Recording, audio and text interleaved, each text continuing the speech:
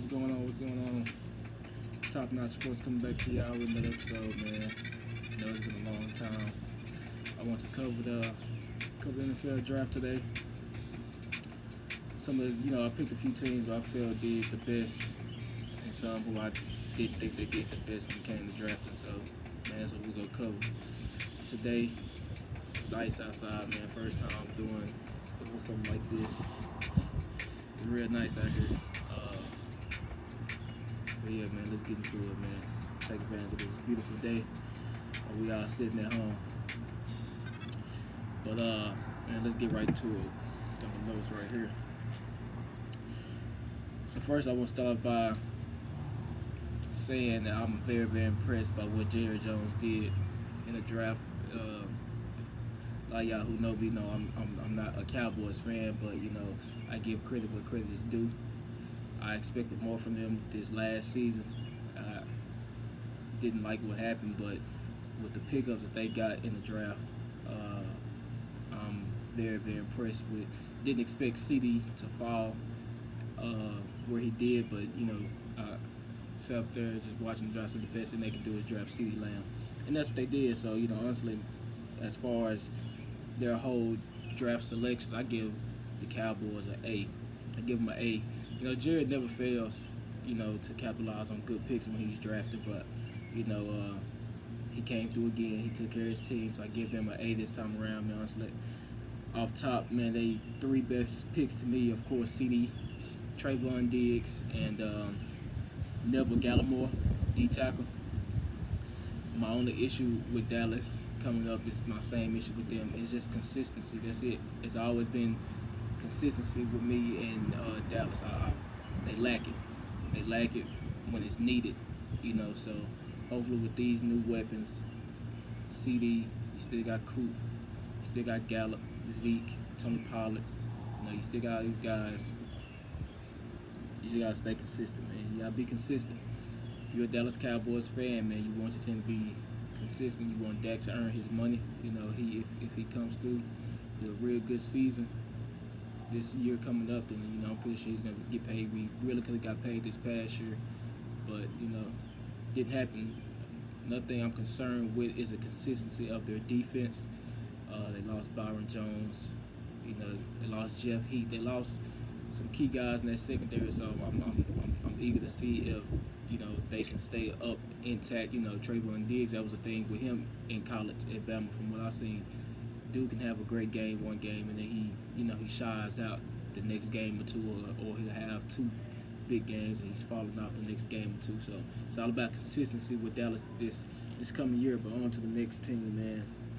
Got the Denver Broncos, that young squad over there, man. I'm very impressed by what they did. I've always liked Drew Lock, and getting Jerry Jeudy over there, man, that's a big pickup.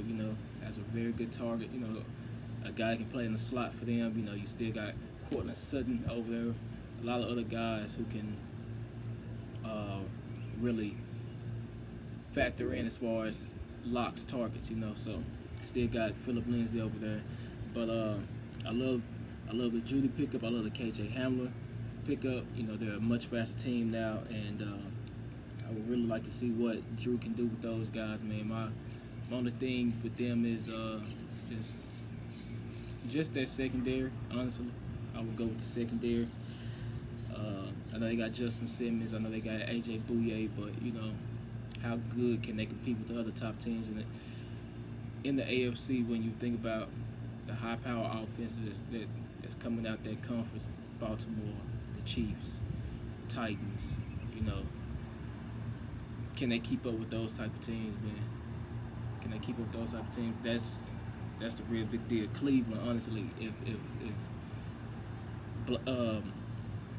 Baker can get on his thing, get on his job, get the ball out there, get the ball of juice, they can do something. They can really do something, man. But can Denver's defense keep up with those guys is the main thing. So we'll see, man. Next, I got the Detroit Lions, man. I give them an A-, man. I love the pick of Jeff Okudah, man. If they would have traded that pick, I would have been very, very hurt for them. and very disappointed because you lose Darius Big Play Slay to Philly. You gotta get a nice young corner. Okuda was the best one out there. You know, he's he was the best guy out there, the best available guy for them. And if they didn't go Okuda, I would have been very disappointed in the Lions front office. But they did. They went Okuda. That's the best pick they could have gotten. Now you just start to build around him. Desmond Trufant, you got a veteran DB over there, but that's my thing with them as well. Is their linebackers, their defense. How good can they keep up with those run-heavy teams in the NFC? The Saints, Cowboys. You got the Falcons now, who got Todd Gurley. Got teams that like to run the ball in the NFC. You got the Giants. You got Dalvin Cook in Minnesota. So how good are their linebackers? Can they move some things around? But I love the Okuda pickup. I love the Julian Okwara. I believe I'm saying that right, linebacker. And I love the DeAndre Swift pickup. You get a running back out of Georgia who can really play, man. That's a boost to your offense. Stafford can still play. I feel like Matthew Stafford is very, very underrated. Those guys over there, Kenny Galladay, Marvin Jones. You add DeAndre Swift to that mix, man. It's just giving them more weapons and giving them more diversity as an offense. So I'm really excited to see what they can do too. Because Detroit, they got potential, man. They really do. They really have potential, and I want to see them meet that potential and continue to grow as a team. But next, man, I got the Packers, man. I got the Packers on the list, and I'm always pretty much disappointed in the Packers picks, man, and this year was no different. I give them a C+, man. And all honestly, I didn't like the Jordan Love pick. I mean, I do and I don't understand. Rodgers is not going to play for the next 5 to 10 years. So you got to get you a quarterback of the future.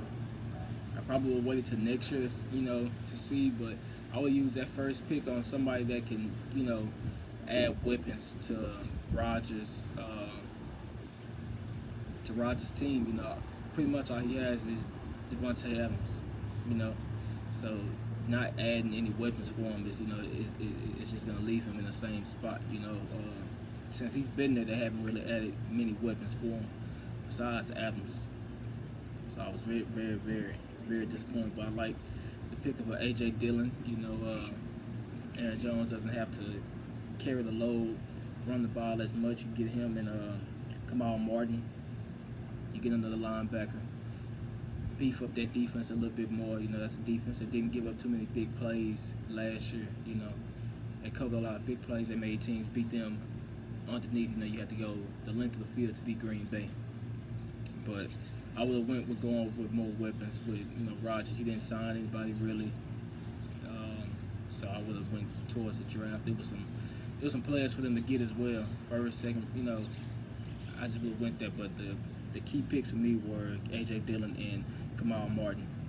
But yes, that is my concern about Green Bay is the offense and the lack of weapons that they don't have. So eager to see what they'll be able to do. I mean, honestly, I just feel like they'll be a lot better than what they were last year. They were a good team last year. They'll be a much better team if they get this, more weapons around Rodgers. Give them another tight end. Give them another, receiver to target. Because teams are going to key in. He's got Devontae Adams. Let's, double him here, or they can easily take him out.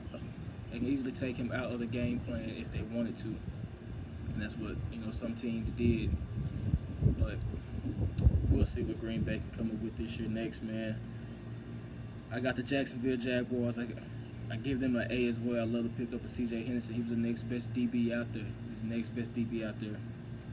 And those guys capitalizing on that pick was big. My concern with them is Gardner Minshew.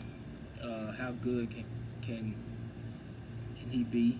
Can he really improve? He's not a bad quarterback, but he went back and forth with Nick Foles last year. He took over for Foles.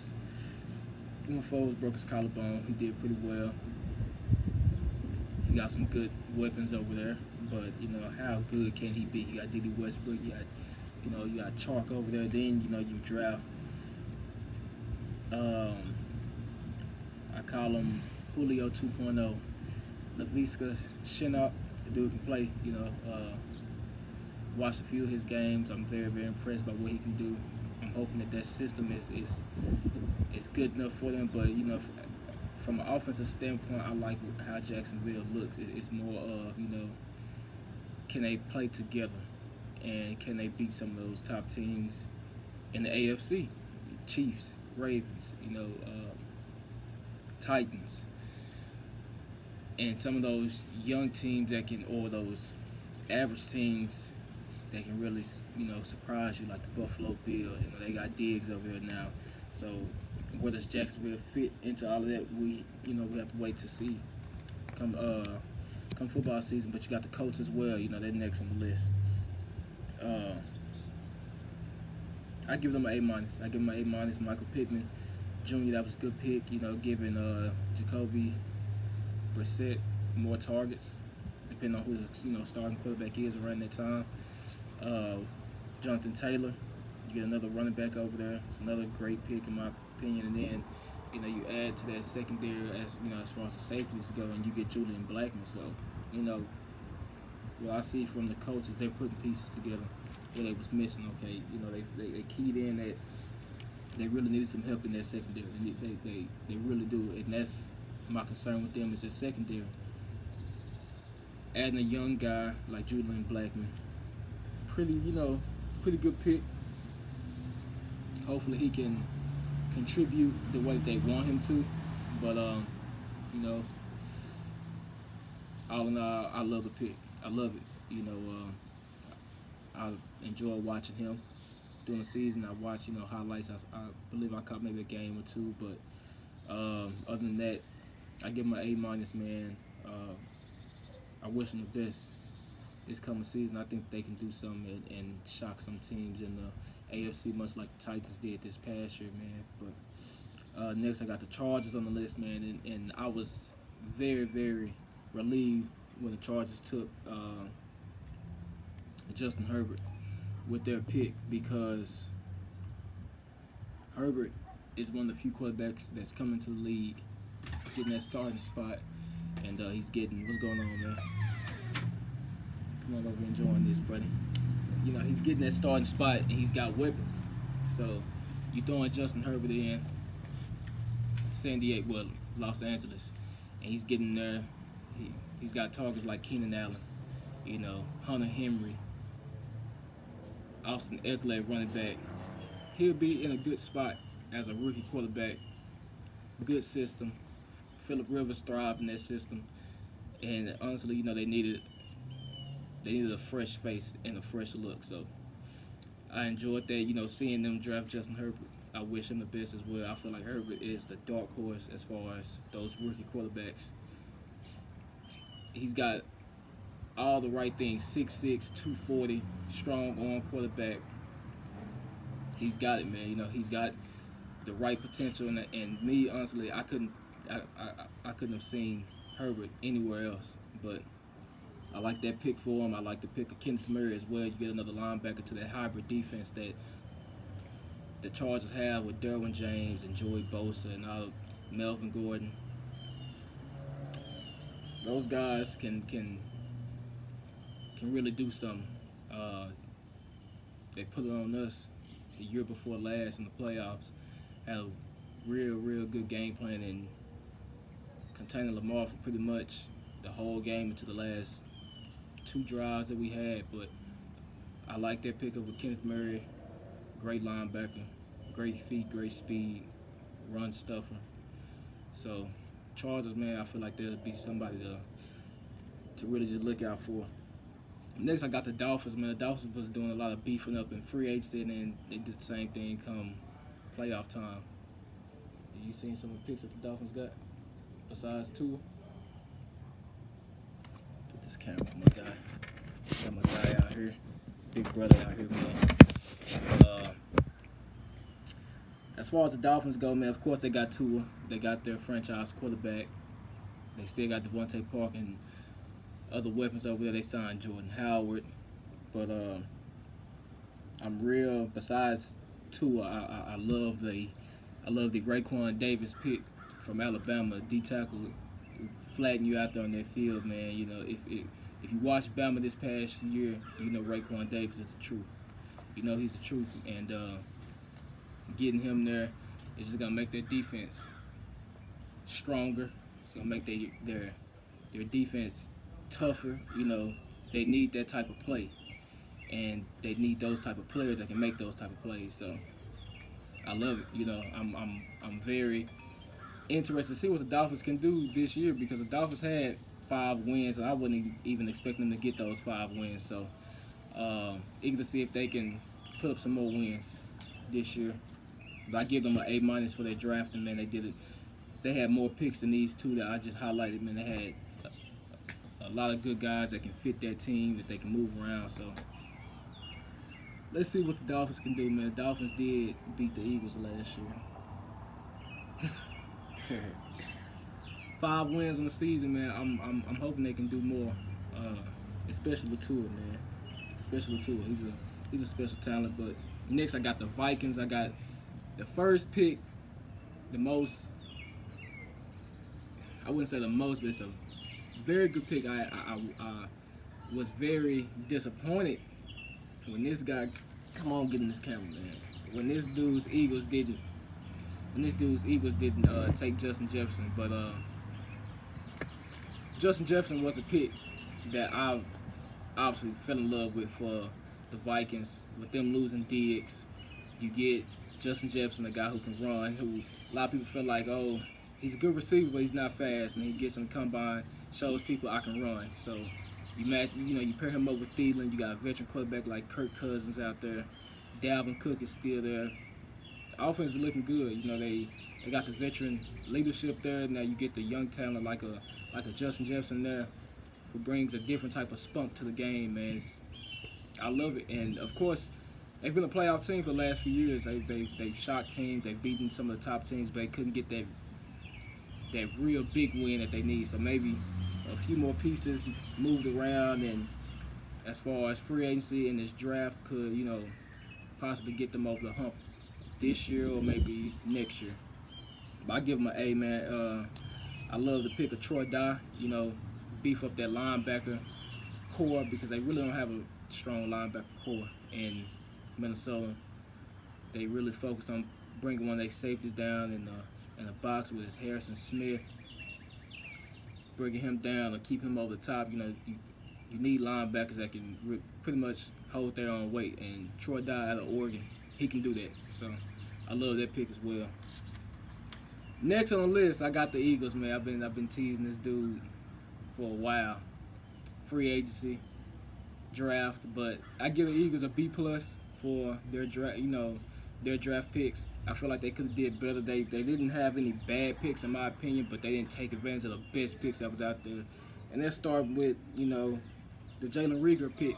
It's a good pick. I feel like Philly is moving towards.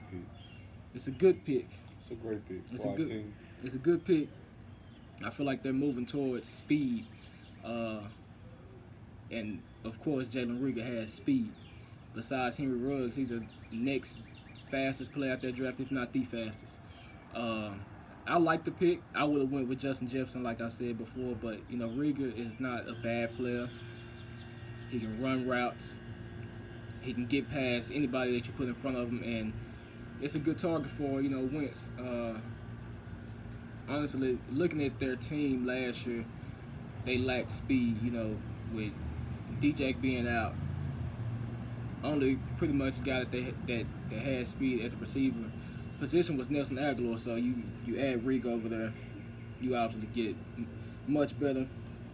Next, I got Jalen Hurts. Of course, I seen Hurts as a starting quarterback. Hopefully going to a team where he can start. Obviously he's not going to start in Philly with Carson Wentz being there, but at least he's getting this time to really learn from a quarterback who's young himself, but Wentz can play. A lot of people may disagree with me with that. I've had disagreements with a lot of people over that, but I love Carson Wentz. I feel like Wentz can play. My only issue with Carson Wentz is health, and maybe that was the reason why they picked Jalen Hurts when they did. You get a capable quarterback, young quarterback who can throw the ball, he uses his legs, and you get him into that system with Doug Peterson and those guys and that offense with Rieger and D-Jack and Zach Ertz and Dallas Goedert. I truly feel like if Hurts gets that chance to play with those players, he can thrive the same way Wentz does. My only issue my only concern with Philly was my concern this past year, and it's just health. If they're not healthy, then honestly, they're not good, and they may fall short, much like they did this past year. Philly they have to stay healthy. They have a pretty good team. I still feel like it's holes in that secondary that I probably would have patched up come draft time, but they're not just down bad. They won the NFC East this past year, and honestly, I feel like they can do it again. If the Cowboys do what I expect them to do a lot of times, and that's lack the consistency, as I stated before. But if Dallas falls short again, then it's easy. We'll see Philly taking the NFC East again. But on to the next team, man. The lovely Baltimore Ravens, man. Y'all know how we do, man.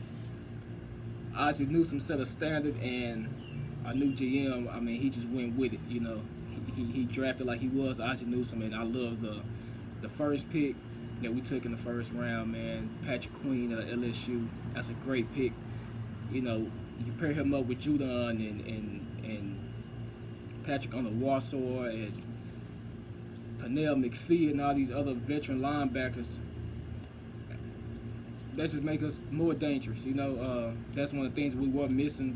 Real big players from the linebackers, because the secondary, in my opinion, is very good with Marlon Humphrey, Marcus Peters, Earl Thomas, Chuck Clark, Anthony Levine.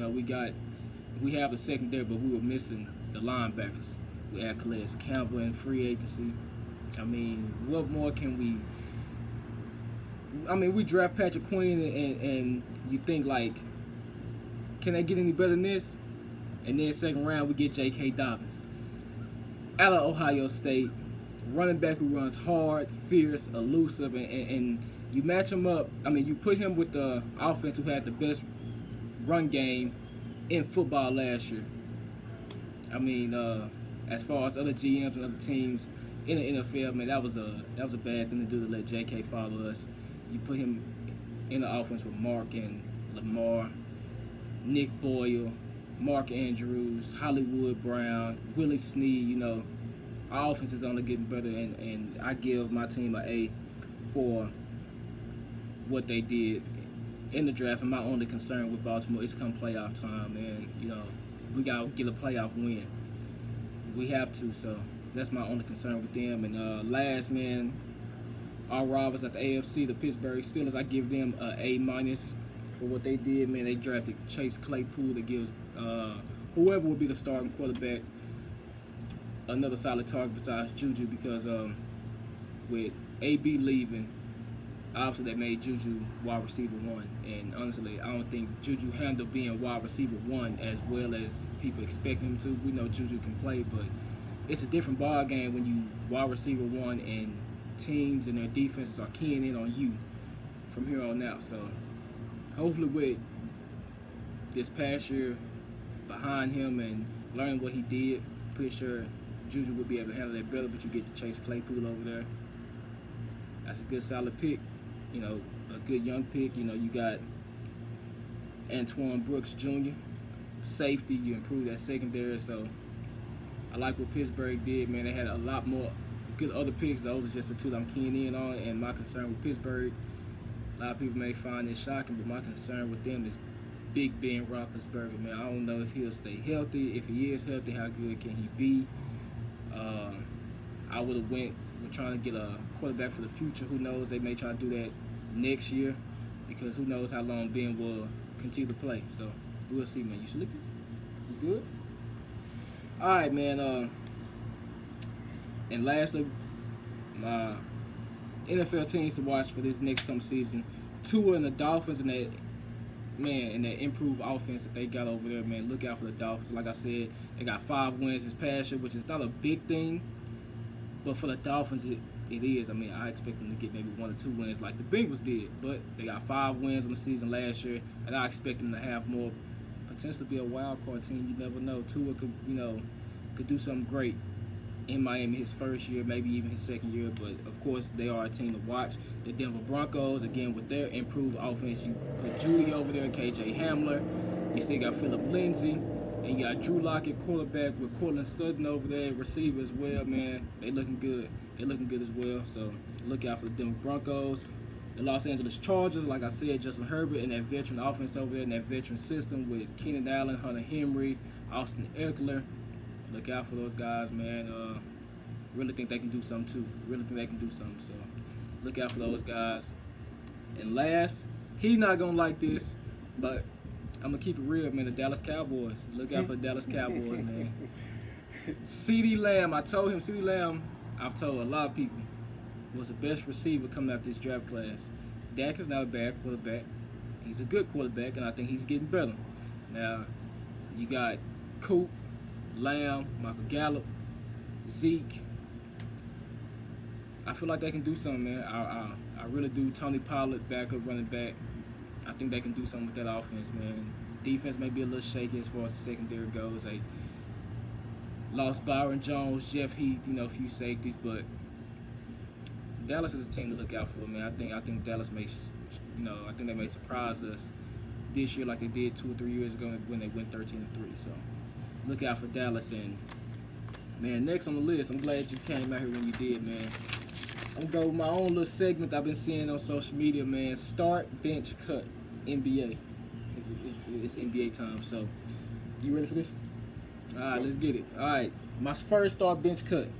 You got Jason Tatum, Brandon Ingram, and Jaylen Brown. Start, bench, cut. Let me get you.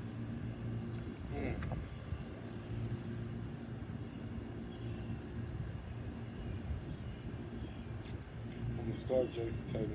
Start Jason Tatum.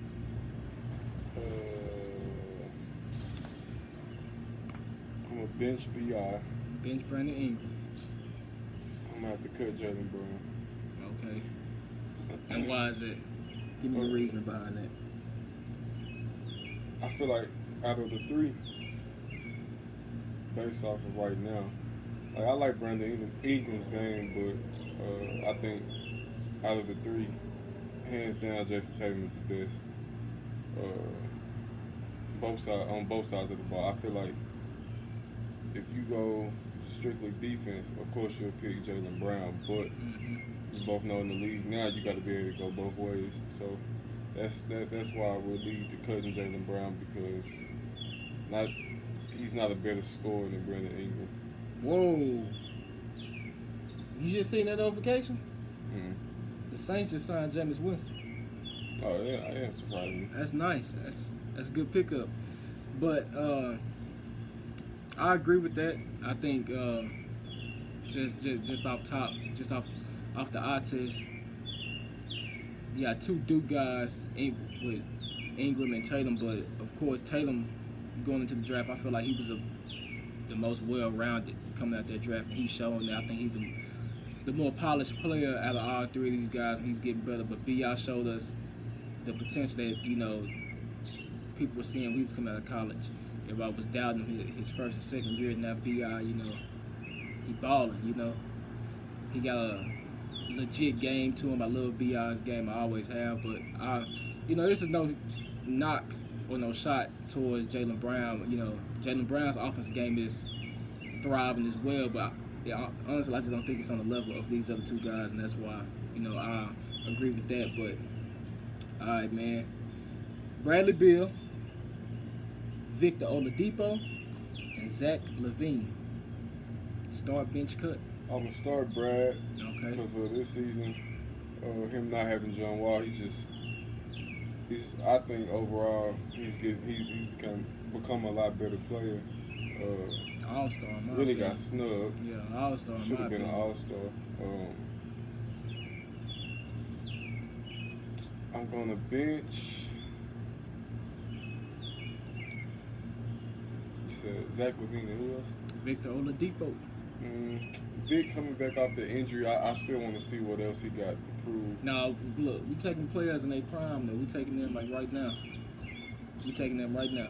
Right now, Yeah, your best version, your best version of Oladipo, your best version of Zach LaVine, your best version of Bradley Beal. You already said you started Beal, so what you gonna do with the other two?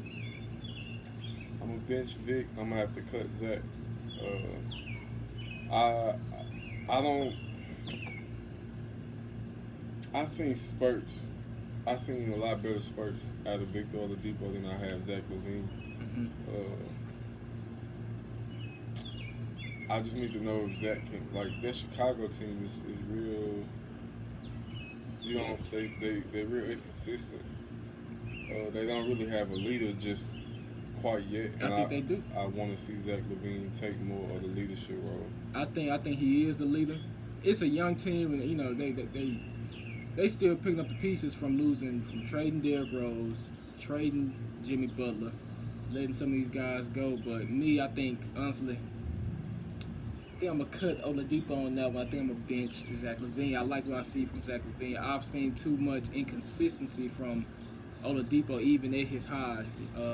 I go back to the playoffs, 2018, when they were matched up against LeBron and the rest of those average players. Man, it was a lot of up and downs. I mean, they had a good year, but it was a lot of up and downs from Vic. It was a lot of up and downs from Vic when he was in OKC. Zach LaVine, healthy. I like what I see from him with the lack of weapons in Chicago. I mean, LaVine can give you 35 or 37. You know what I'm saying? Easy. And he's freakishly athletic. He shoot the ball. He pretty much score from all areas of the court. So I think I'm gonna bench Zach LaVine on that one. You said bench? Oh, yeah. Yeah, so I'm gonna give you a tough one though. Shaquille O'Neal, Kareem Abdul-Jabbar, and the Dream, Hakeem Olajuwon.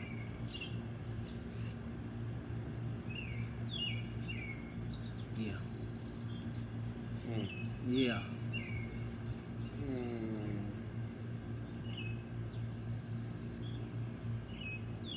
Yeah.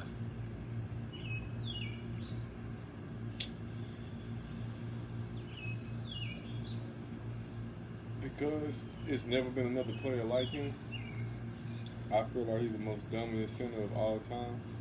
I'm going to start Shaq. You're gonna start Shaq. Right here is what's going to shake a lot of people. I'm going to have to cut Dream. You cutting Dream. Because Kareem was a dog. Kareem gonna ball. It's tough, but yeah, I'm gonna have to cut the Dream, man. I'm cutting Kareem. I'm cutting Kareem just off the fact that even with his height and the way that he dominates the game, I need, if I have to bring a big off the bench after Shaq, having that dominant start with Shaq, I need somebody that's going to kind of, bring those players out a little bit more. Hakeem can do that. Hakeem can give him the Dream shake, give him the post fade, all that. I got to go with Dream on that one, man. I think I'm going to bench Dream, I'm going to start Shaq, I'm going to cut Kareem. I'm going to smack. I'm going to hit you in your mouth with Shaq. I'm going to turn around, I'm going to hit you in your mouth with Kareem. Well, I can hit you in your mouth with the Dream, too, though. The Dream, look, he gives you some. I got another tough one for you, man. We talking probably the top 3 power forwards of all time. Oh, I think I know what you're finna say. We got Tim Duncan. We got Kevin Garnett. And we got that boy Dirk Nowitzki. Start, bench, cut. I'm going to start Tim. You starting Tim. Hands down, I feel like, it's my opinion, he's the greatest power forward to ever play the game of basketball. I think he's the better defender out of the 3. Tim, who? You talking about Tim Duncan? Yeah. Crazy. And I think he's the overall, he has the overall better IQ. Oh, yeah. Better passer out of the 2, out of the 3 as well. So you can just do it all with Tim. It's gonna surprise people. It's no shot. I'm just going off of their style of play. Yeah. Remember, this is your team. I'm gonna get Dirk. I'm gonna bench Dirk because I know he can stretch that floor out for me. And I can run that pick and pop with him. You Cutting KG. I'm at the cut KG only because having Tim Duncan, I already know I'm gonna be on the boards. I'm gonna have somebody I can go to in the paint. If I had him and KG, it just, of course, KG the better defender out of Dirk, but I think he's better defender than Duncan. I don't think so. He brings the intensity. For That's sure. what, and that's what it why is. I'm. But Look, yeah, I'm gonna keep it that way. I'm gonna have to cut KG. I ain't cutting KG, man. I love Dirk, but I'm a cut Dirk just off the fact that I need intensity. I just need that grit. I need that grit, and I love Dirk. I love Tim, but they don't have that grit that KG brings to the table. I'm starting Kevin Garnett, and then I'm a bench Tim Duncan. Tim can pretty much finish off whatever KG start, or even take it to the next level. You have that, you know what I'm saying? You have that coming off the bench.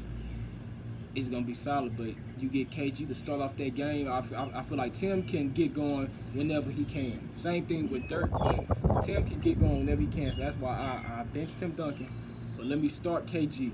Start KG, get him going early. Get him in his groove early. Then you get Tim Duncan there. Tim really go finish him off. But next, man, this is the what if start bench cut. You got your injured players with this one, man. So who you starting, who you benching, who you cutting? Anthony Penny Hardaway, Grant Hill, and Tracy McGrady. Talk to me.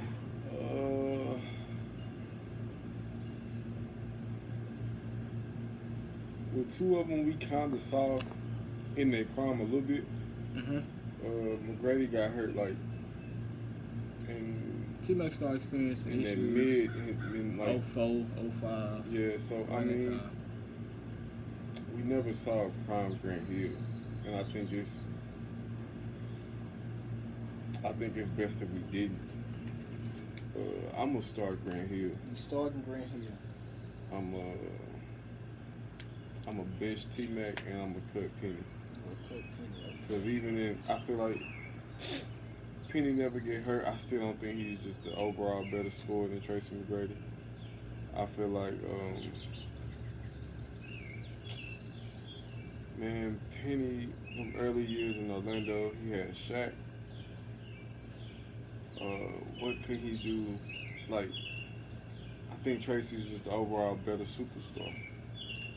I'm starting T-Mac off rip. 6'8", 210, can play the 2 and the 3. Give any one of your favorite players a buck. You must have forgot what Grant Hill was. You know he was Hold co-rookie on. of the year. Yeah, co-rookie of the year. He Yeah. had to hold that honor with Jason Kidd. I mean, Don't get me wrong, Grant Hill was nice. But I just wasn't too fond of Grant's game. I feel like T-Mac got the best game out of all of them. 6'8", 210. Score from anywhere on the court. Give your favorite player a bucket whenever he wanted to. 62 is his career high, so I'm going to start T-Mac. You get him going early, I may not even have to use Penny Hardaway, who coming off my bench. you cutting Grant Hill. I'm cutting Grant Hill. You crazy. I'm cutting. Oh look, I'm cutting Grant because with Penny, you got a versatile player, man. A versatile guard that's 6'7". Play both ends of the court.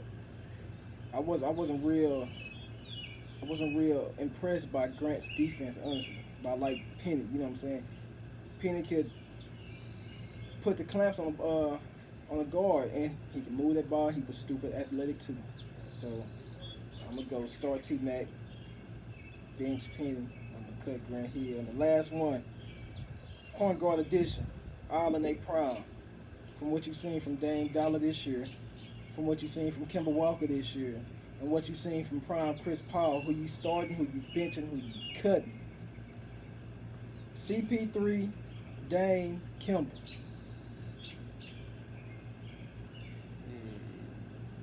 In their prime, All in their prime. I'm going to start Chris Paul. You start Chris Paul. Overall, better IQ than both guards. Mm-hmm. Dame gonna come off my bench for sure. Okay. Cause he's just a killer. I could start Dame, but I want to get everybody else involved. I feel like Dame, he can get everybody else involved, but he's better when he's attacking. So I'm gonna let Dame come off the bench and just go bucket for bucket. I'm about to cut Kimba. I agree with that one, man. I love Kimba. If you know me, you know I've been watching Kimba since the UConn days, but I have to cut Kimba on that one. Chris Paul, he make everybody around him better. Him and Dame bring that intensity to the game, but I give Chris Paul more of the nod on that. I just watched